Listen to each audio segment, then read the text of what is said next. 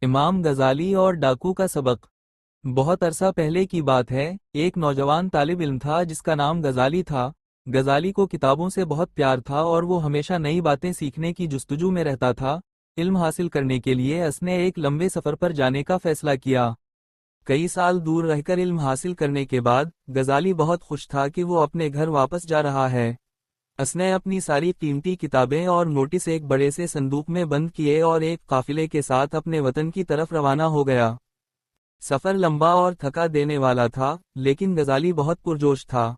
وہ اپنے گھر والوں اور دوستوں کو وہ سب کچھ بتانا چاہتا تھا جو اس نے سیکھا تھا۔ وہ اکثر اپنے صندوق کو دیکھتا اور مسکراتا، کیونکہ اس میں اس کا سارا خزانہ تھا۔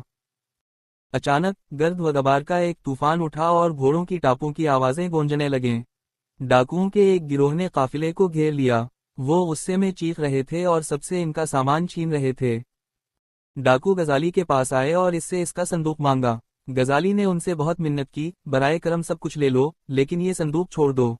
اس میں میری سالوں کی محنت ہے، میرا سارا علم ہے۔ ڈاکوؤں کا سردار ہنسا۔ اس نے صندوق کھولا اور کاغذات کو حقارت سے دیکھا۔ یہ علم ہے، اس نے طنزیہ انداز میں پوچھا۔ ایسا علم جسے کوئی تم سے چھین سکتا ہے، وہ تو کوئی علم ہی نہیں ہوا۔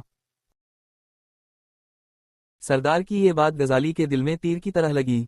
ڈاکو سارا سامان لے کر چلے گئے، لیکن غزالی کو اپنے مال کا افسوس نہیں تھا، بلکہ اسے سردار کے الفاظ سوچنے پر مجبور کر رہے تھے۔ اس نے سوچا، وہ سچ کہہ رہا تھا۔ اصل علم وہ نہیں جو کاغذوں پر لکھا ہو، بلکہ وہ ہے جو تمہارے دماغ اور دل میں محفوظ ہو۔